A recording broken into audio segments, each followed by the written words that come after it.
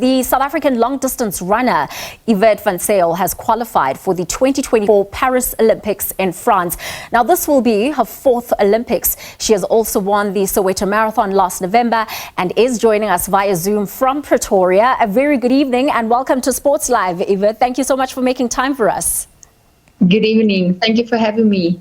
Now, you've really had a brilliant start to the year, winning awards at the Hollywood Athletics Club and, of course, winning the half marathon in Bedfordview. How are you feeling at this moment? Are you really believing that your body has just peaked at the right time and is really able to give you the results that you need?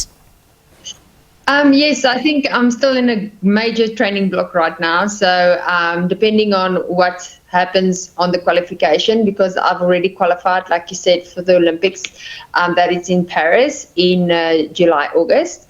So I'm training actually for 2 oceans, but seeing what the other girls will qualify. So I'm majorly training right now for a marathon and maybe 2 oceans. So I'm trying to just go to be best in both. But it will depend what happens February, March on other ladies that want to qualify and if my time is the quickest, because the only top 3 quickest times will go to Paris. Otherwise, I'm in a training block to then do in April 2 oceans. So that is hopefully the goal. And because last year, unfortunately, I couldn't run 2 oceans because I had a major injury. So the year started off really way better than it did last year. Last year, I started off with a 5-month injury.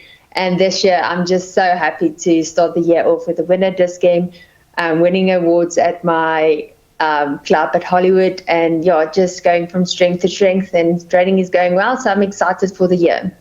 I mean, you've touched on a point that I really wanted us to speak to in a lot of detail, because last year was incredibly frustrating, especially when it comes to your injuries. And then the second part maybe of last year got a little better injury-wise. Speaking of that, have you fully recovered, or are there any struggles or niggling issues that you are contending with at the moment? No, I'm very happy to say I have fully recovered. It took 5 months for me to heal from a navicular stress fracture, and I took my time coming back from the stress fracture, not increasing the mileage more than 10%, and it was really slow coming back. That's why I started running in April, walking in April, and then started running in May. But I only got to my full strength only from August, September. So it took me some few months to get back again, and I can only feel now that I'm my old self again, and I'm picking up the mileage, and it's coming way easier than it was last year. Last year was a real struggle, and even going into Soweto, I wasn't even sure if my body will handle the route, because it's been 4 years since I ran the route, or 3 years since 2019. So yeah, I'm just really blessed and really happy to be where I am right now. And yes, I'm injury free, and I'm really looking into it to stay that way. Oh, that is definitely fantastic news. Exactly what we want to hear. But I mean, with a lot of titles that you have won, a lot of races that you've won, winning the Soweto Marathon last year must have felt like such a huge achievement, especially because you had missed a bulk of the year. When you then saw that you were actually going to run through as number 1 in terms of that race, what kind of feeling did that give you? Oh, it was a very, very emotional feeling, actually, because I joined a new club beginning 2023, and I couldn't represent them. I was injured the whole time, so I was just going out to do it for my club and just showing them that I wanted to give back to the club, that I can also run a good race and win a good race. So it was all just for my club that I ran it, and I'm so happy to have won it and just give back to my club that was so good to me through my injury and the whole year, supporting me and just having my back and not putting me to the sideline, just really focusing on my health and getting me the best that I can be and back to the best that I can be. And of course, we still have to continue congratulating you for qualifying for the Olympics as one of the fastest 3 athletes. In fact, you were the second fastest. So I know that your mind is also on what's going to happen on the 2 oceans part of things.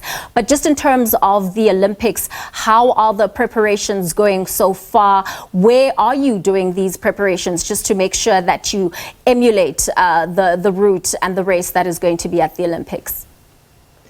So I'm only now focusing on 2 oceans, but at least 2 oceans has a lot of, I feel if you train for an ultra, it benefits your marathon as well, because there's a few longer runs that you usually won't do on a marathon training block. But with the ultra, you're doing 2 or 3 a little bit further long runs.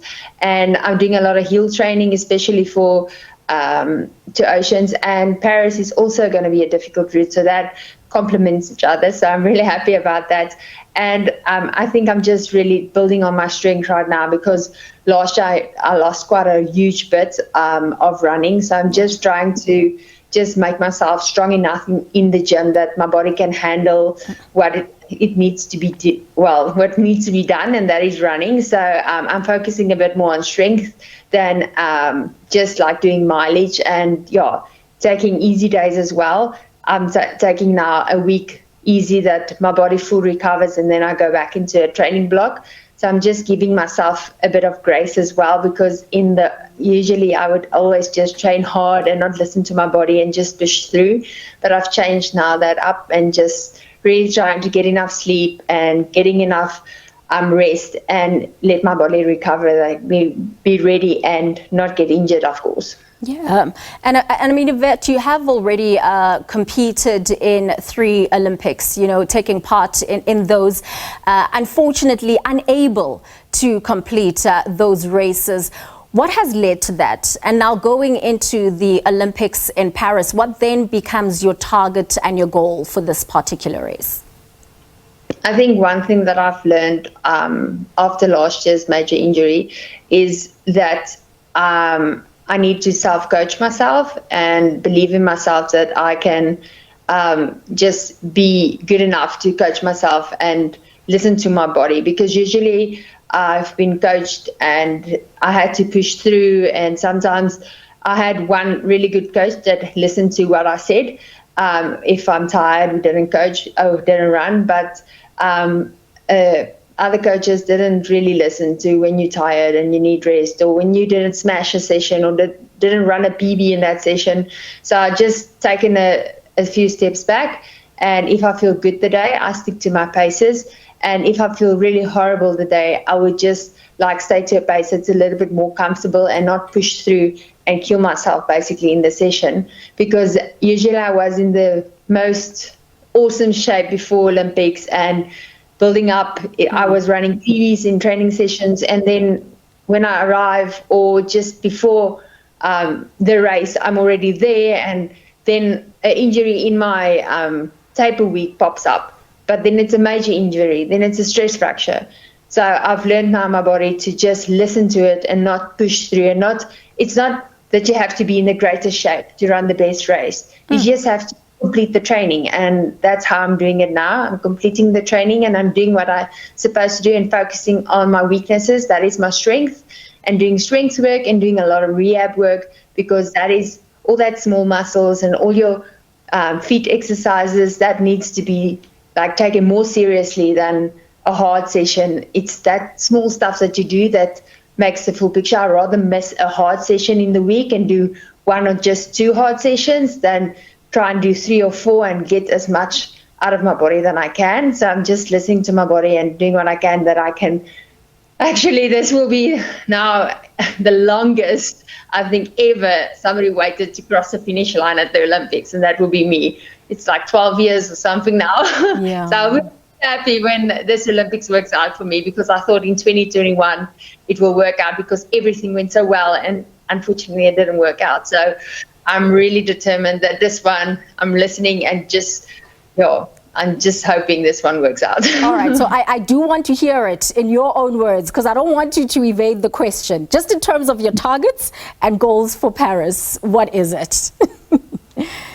Firstly, being healthy and being at the start line and competing and being my best that I can be and reaching that finish line. If I can do a top 20, that will be a bonus. But my only focus is getting myself injury free and just to that finish line. But I really want to have a good race, because I don't know if I can fast bike for another 4 years to make another Olympic team. So I'm hoping this one will work out good and a top 20 will be extra special for me. I love hearing that. Quickly, we are running out of time. Your targets then for the 2 Oceans.